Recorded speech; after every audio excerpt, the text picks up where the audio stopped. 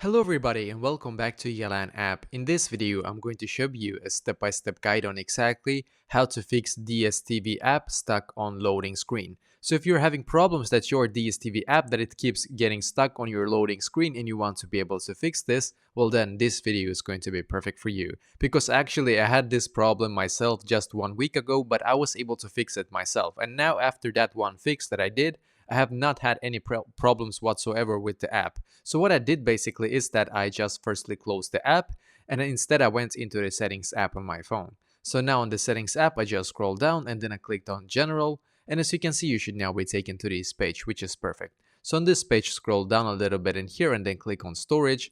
And then just simply wait for all of the apps in here to load. It's just going to take us probably a couple of seconds. And when it's done, you're just going to click on this search bar up top. So if you don't see the search bar, just scroll all the way up and then click on search. Search for DStv in here. And then click on offload app. And once again, click on offload app in here.